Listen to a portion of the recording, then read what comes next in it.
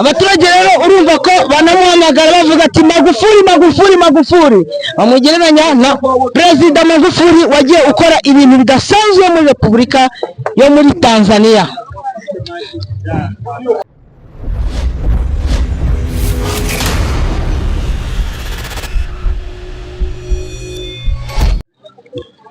Yes, ahangaha rero nk'uko munabibona rwa rugendo navuga ko ari urugendo rutagatifu, aho ubwanyu murabyibonera Guverineri wa Kivu y'intara ya Kivu y'Amajyaruguru Bahati Musanga Erasto ahangaha rwose ubona ko ari muri ya gahunda yo gutera igiti ndetse anari gukora umuganda hamwe n'abandi bayobozi bakomakomeye n'ubundi ibingibi namwe murabibona rwose.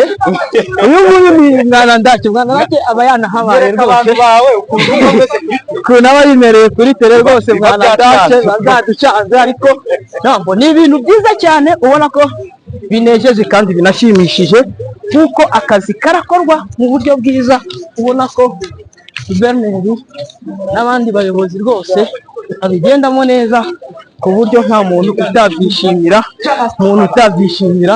nawe reka banaze kuganira n'umuntu umwe yenda nganira nawe anatubwira uburyo ibi bintu babibona. Urabona ko ubuyobozi n'ubundi buba bwamaze gukorana, murabona maire de la ville, murabona vice guverineri n'abandi bagiye bakomakomeye. Reka negere umwe n'ubundi yavuye za Ndosho tuganire yego kankwambike mikoro. Uyu ni umuvandimwe egera hino waturutse Ndosho, ndakuzi hariya za Ndosho hariya mu Rwanda, uri perezida w'abakarani. Uno musarongo wayishimiye ute? Intare za Sarambwe urazibona ute? Icyama cya Alliance Fleuve Congo n'abandi urababona gute? Tubwire uko ibintu ubiti byakira. Sarongo ni nziza kabisa, itegiye neza. Yego. Na guverineri yayitabiye. Yego. Abantu bose bayitabiye kabisa. Bazanye amajyambere meza. Yego, kino gahunda yo gutera ibiti wowe urayibona ute? Kubona ko guverineri haguruka akavuga ati nteye igiti n'abandi nabo bateye ibiti, mwebwe gahunda mwayifashe gute kugira ngo dutere ibiti noneho igihugu cyacu gikomeze gitera imbere kandi kigire mazingira mazuri? Gutera ibiti ni ibintu byiza guverineri yazanye, ibintu byiza ko igiti kiri mu mungiro usanga n'imbeho iri kuzamo abantu bagira ubugwayi cyane, ariko vraiment bino ni byiza cyane. Yego, byiza cyane kabisa. Yego, ubu ngubu urabwira abandi bantu basize za Ndosho bo ngo babyitwaremo gute? Abantu basigaye za Ndosho bahomye ntacyo babonyeho, kuko kubona na guverineri yaza gutera ibiti ni ibintu bikomeye cyane. Ashaka amajyambere y'abaturage kugira ngo abaturage bagire amahoro. Yego. Niki wabwira nk'abaturage batuye mu byaro bya hano hafi y'umujyi wa Goma, bababwira ibiki abandi bajya gutema ibiti muri parike ya Virunga? Abajya gutema ibiti muri parike ya Virunga, cyo nababwiriza cyiza ni ugukira nabo babyari atera ibiti, kuko guverineri atwigishe gutera ibiti, nawe ari gutera ibiti, nabo barajya baratema igiti bari gutera ikindi. Yego. Urareba mujya mwikorera imbaho, mujyamo muri hariya mu bibanda muri kwikoreza imbaho, mudateye ibiti mubona imbaho zakongera kuboneka? Tudateye ibiti ntabwo imbaho zaboneka, kandi imbaho ziragugwa cyane. Tudateye ibiti imbaho zabura, ntabwo imbaho zaboneka. Yego. Reka mushimire rero, Imana iguhe umugisha kandi ukomeze ugire impagarike n'ubugingo, ugire n'amafaranga. Ibintu rero n'ubundi murabona ko bikomeje kuba byiza. Uyu nguyu ni umwe mu bo twaganiraga mu bayobozi bari ahangaha. Reka negere n'ahangaha undi muyobozi n'ubundi nganire nawe. Yego. Population iko au centre ya vision ya AFC M23. Kama AFC M23 imezalikana njia nini? Ni kusema kama population iteseka, na inaomba population iweze kushikuta inaheshimika, inaomba population iweze kushikuta nyayo ndio inaweza kupata resulta zote nzuri. Na ndio maana ukiona leo mji wa Goma maji iko, mji wa Goma security iko, mji wa Goma kura iko, mji wa Goma barabara ziko na miti hizi ziko zinapandiwa. Hii yote ni kusema nini? Population iweze kushikuta, inakuwa au centre ya resolution zote. Niliongea na wakaji wenye mikutana marshe ya Kituku, wanasema tunaanza zara watoto wengi juu ya kupata usingizi. Hili inamaanisha nini? Ndio ukiona mzuri ndani ya Goma wote hawafungi tena mlango wakati wanalala, kwa sababu Karandi Bolere hautasisikia. Kwa sababu wale watu ambao walikuwa wakileta Karandi Bolere ni wale ambao walikuwa na watu kuongoza. Wale ambao walikimbia ndio watu ambao walileta Karandi Bolere. Leo AFC M23 imetia usalama. AFC M23 imetia amani. Na watu wanalala na hawavali tena manguo, wanalala mzuri, hakuna tena shida. Na hii yote ni resulta za AFC M23. Vision ambayo iko na kuwa materialize na government provincial ya Nord Kivu ikisimamiwa na mheshimiwa gavana Bahati Musanga Erasto. Asante bwana Lumumba. Mimi na Asante sana bwana Lumumba. Intale official inashukuru sana. Asante sana. Ya, nilikuwa naongea na porte parole donc anahusika na mambo ya msemaji wa gavana wa province ya Nord Kivu bwana Lumumba alikuwa anatufasiria jinsi hii ukuntu ko bamaze gutegura ibi ngibi, ubona ko ari ibintu bishimishije abantu bose, ubona ko bishimiye, ubona ko bishimiye ibi bikorwa n'ubundi biri gukorwa n'intare za Sarambwe Alliance Fleuve Congo M23. Bintu rero urabona ko ari ibintu biryoshye, ari ibintu byiza, ari ibintu bishimishije rwose, aho ubona bafata igiti burya ni ubuzima, igiti ni amajyambere, igiti kirimo byinshi kandi bifite agaciro, bifite n'imbaraga. Asante. hapa shida sisi kwa tunashukuru sana kwa kile yako baba. Population jana tuliteseka hapa. Ulitembea tulibeba kumgongo. Hapa inaomba mzee kukata mfarisi si balikata hapa. Jinsi walikata kwa padri. Problema iko hapa mbele pale kwa. Sogea. Aha rero nk'ahandi abaturage bamutura bamwereka n'ibibazo uko byagiye bigenda, ati aha ngaha badufungiye ubona yuko ngo bafunze inzira baraza bakuramo, ariko ibi ngibi nibyo ubona ko bari kwereka papa Guverineri Magufuli. Guverineri wetu unaitwa Magufuli papa. Walifunga hapa watu wasipite na mguu. Tunajua hii ni barabara ya kuleta. Onesha. Nani mwenye alifunga hapa? Mwenye lupango. Hii parcela hapa ni ya kwenye nyumba yake kwenye naanzia ndio kwa mea, lakini hapa ni barabara.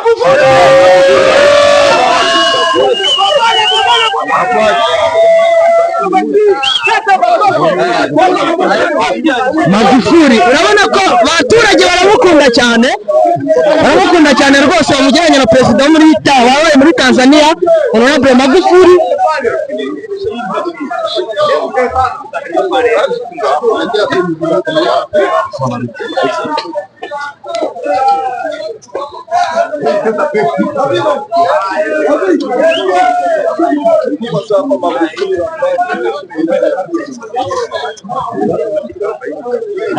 Nawaza kuanzia leo meri tunapita kunguri hapa sisi ni parcela ya leta. Ndio mwende kule.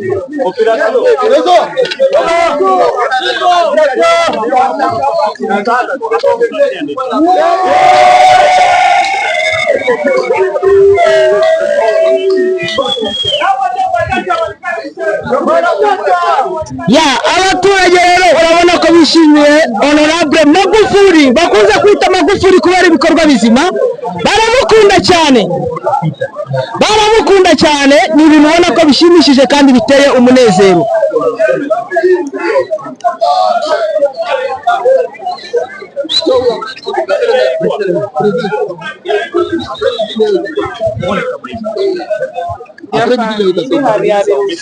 Sasa mbele walikuwa unakashia ya barabara. Leo hivi vitu wenye wako nafanya ni vya kupanda.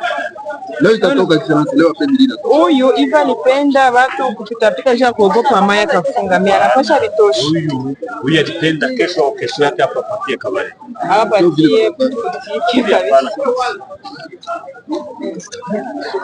abaturage rero bishimye bamugezaho ibibazo kandi ukabona ko abikemura mu buryo bwiza. Ntabwo ino province ya Nord Kivu yari yabona guverineri umeze nka Bahati Erasto Musanga. uyu ni guverineri uje asubiza ibibazo by'abaturage, akaba akunda abaturage, abaturage bakamwishimira, ukabona yuko rwose afite 120% ku rukundo abaturage bamufitiye.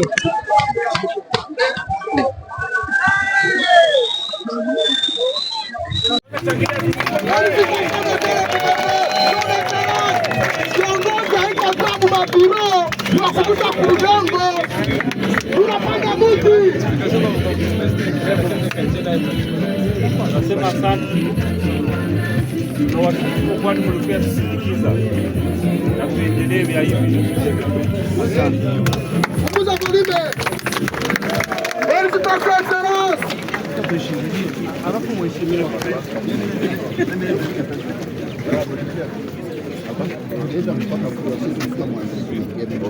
Mheshimiwa, unasema ni kwa nini lengo lako kama AFC M23 umeamua kuanza Salongo inaanza saa 12 asubuhi mpaka saa 4. Baada ya barabara kuzitengeneza, unaanza sasa masuala ya mazingira ambayo iliombwa na Banki Mondiali na kumekuwa mkutano mkubwa kuhusu mazingira. Nini kimeamuka kwako kama kiongozi wa Kivu Kaskazini na uongozi wa AFC M23 kuanzisha huu mradi? Kitu chote chenye kinahitajika sisi tusaidie population yetu, na population yetu ishi mu environment mzuri, tunapaswa kufanya kitu chote chenye kinahitajika tunapaswa kufanya, kwani population yetu iishi maisha mzuri. Lakini ni mradi mkubwa, kuna hii kupanda miti na mbuga za wanyama na maji. Hii ni nini kimeamuka? Kwa sababu mko kwenye vita, lakini mnaingia kwenye hii miradi ya maendeleo. Leo tulikamata hapa Goma Parke National ya Virunga, walikuwa walishaikata FDLR Mai Mai na FRDC, ndio fasi kwenye walikuwa wanakonga miti, walikuwa wanakonga makala, ndio kwenye makala yote ya mvile ya Goma, nafasi nyingine ilikuwa inatoka. Lakini leo vile vitu vyote tulishavisimamia. Leo hii hatuitikie watu kwenda kwa parki, tunataka ile miti komale, tunataka wanyama wenye wako mparke ya Virunga wazale wakuwe wengi. Tunapaswa jenga kwetu nchi yetu kuwe model sawa nchi zingine, sawa Kenya. Unaonaka Kenya mu Afrika ni ya kwanza ya baturisti wanakuya, na haitushinde espace. Tuko na espace ya kabambi kushinda mainchi sawa Kenya, lakini na sisi tunapaswa tengeneza, kwani wale waturiste wakwe wanakuja kwetu. Yaani kila mwananchi naye anaweza kupanda mti mbali na nyinyi? Kila mwananchi tunamuomba apande miti, na mtu na kwa parcelle yake kwenye anaona kuko espace. Yes, nuko munabibona n'ubundi uyu ni president ushinzwe donc na abacuruzi imbaho. Yego. N'amakara barimo. Yego. Wamanza ukivuga amazina? Nitwa Nseka Musekura. Yego. Ndi umucuruzi w'imbaho. Yego. Abambagarariye ikibanda kwa Shomwa Mongera. Kwa Shomwa Mongera. Bo, ndumva uri kuvuga ururimi gakondo rw'iwacu neza. Uvuka hariya Indosho kwa Shomwa Mongera? Yego. Yuvuka? Vuka Masisi. Vuka Masisi. Vuka ahantu bita Inyamitabo. Inyamitabo, Inyamitabo ni iwacu kuko nanjye mvuka za Gahira.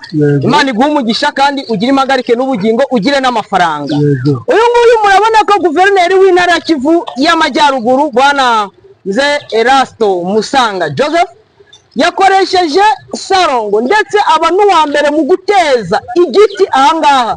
Ibi bintu mwabyakiriye mute? Twabyakiriye neza cyane rwose. Yego. Kuko ubusanzwe abacuruzi b'imbaho batemaga igiti ntibatera ikindi. Yego. Ariko uhereye umunsi wa none ni ukuvuga ko buri mucuruzi w'imbaho, umucuruzi w'amakara, umucuruzi w'ibiti agomba gutema igiti agatera bibiri. Yego. Uri kumva yuko none mwabonaga ingaruka zo kuba batateraga ibiti mwari bizagira izihe ngaruka? Ingaruka mbi twari dufite ni ukuvuga ngo twagombye kubona uburwayi bwinshi, kandi n'imvura ntitwagombye kuzayibona muri iki gihugu cyacu. Yego.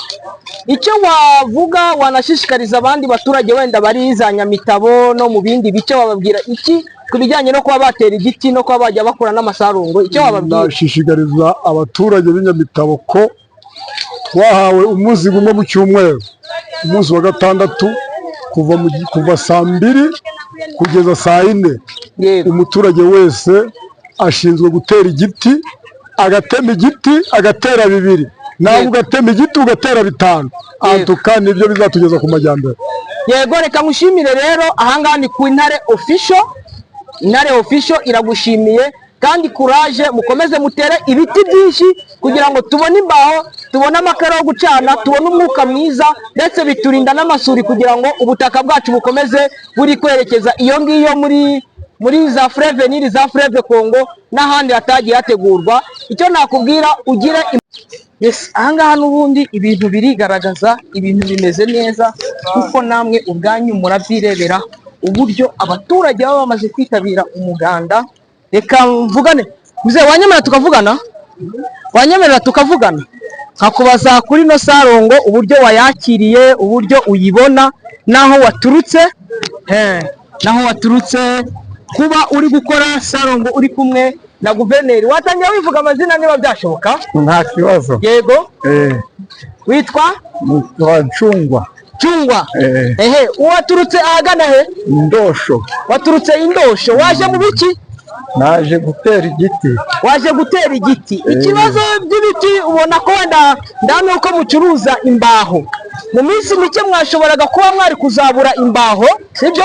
Hejuru yuko FDR izo za Mayimayi na za Nyatura baragiye bajya mu biti barabitemagura, ibindi barabitwika. Ubu ngubu iki gikorwa nk'abantu mucuruza imbaho mwacyakiriye ute? Twacyakiriye neza. Yego. Kubera igiti nicyo gituma umuntu ahumeka neza. Yego. N'igiti tukavanamo izo mbaho. Yego. Na igiti kikaba kizana imvura. Yego. Wenda igiti kibamara iki cyane cyane, wenda ko navuga ko hari akazi kanyu ka buri munsi. Igiti kikoraga kivamo ibintu byinshi. Igiti gikora no ku modoka, ugasanga cyakoze amano hano bayitaga amarongero. Yego. Donc igiti gikoraga imirimo myinshi cyane, kikanubaka inzu. Ubwo igiti donc gifite akazi kenshi. Yego, nashakaga wenda nkubaze village natale yawe haba ari ahagana he, wenda nabo unababwire batera ibiti kugira ngo ibiti ntibizabe mu mujyi no mu cyaro bagiye babisatagura bakabitwikamwa amakara. Abaturage bari mu cyaro aho wenda uvuka ndahamya uko wenda ntabwo wavukiye hano mu mujyi wa Goma. Ni Gahira. Wavukiye Gahira. Yego, abantu bose ni Gahira, za Tambi, za Rushoti, za Monasteri, yo za Butare, za Kibarizo, bose ndababwira ngo bagubwe neza kandi batera ibiti. Gira icyo babwira bose ni ukwita kuri hano kazi ko gutera ibiti, donc kugira n'imirima itimbuke. Ni igiti kisimbura imirima nayo itimburwa n'ibiti. Ndiyo. Yego. Ifumbire ryose ryo kunuza ryo misozi nani igiti tu amababi y'ibiti nigo gagiraga gatsimbura. Donc n'ibiti biba anti erosion. Ndiyo. Ukuvuga ngo rero abantu bose bo ku mavirage reka tubabwire ngo batere igiti kuko igiti ni ubuzima, bituma tunahumeka umwuka muzima. Washimira iki icyama cya Alliance Fleuve Congo yo mu 2023 bazanye kino gikorwa kizima? Donc niyo ya mbere nabona mu mujyi yerekana exemplaire yo gutera igiti. Tenayika ubwo n'ibyaro byose biraboneraho, naho abandi bazaga n'ibiti bakabigurisha bakabihisha. Berekane ko byategwa, nubwo bo bakabisa nk'ababicuruza ahubwo. Yego. Rubango etat de siège nabwo yatera igiti na kimwe cyabereye hanga. Kona ntacyo.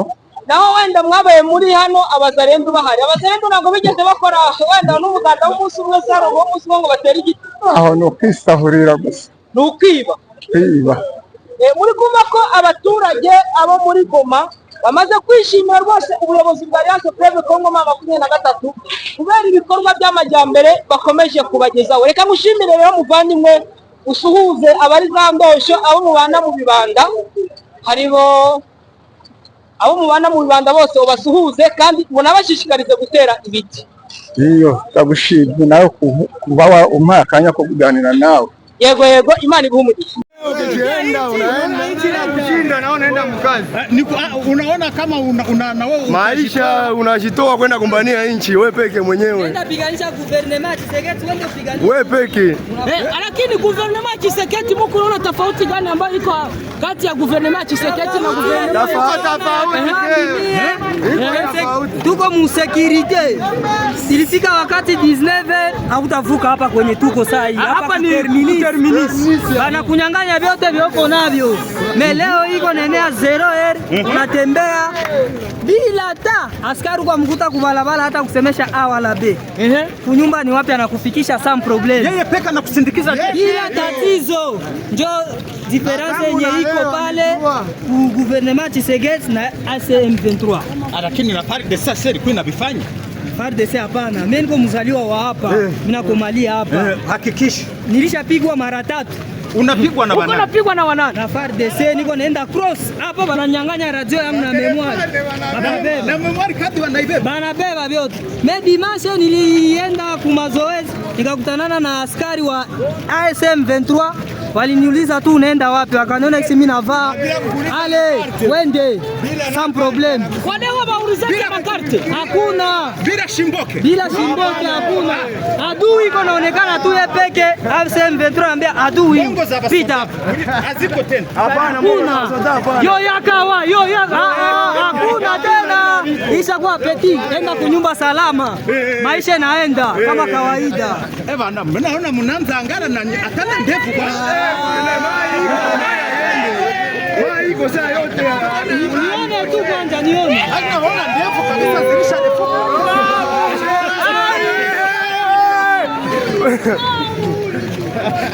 Tuko nyuma. Nani tuko na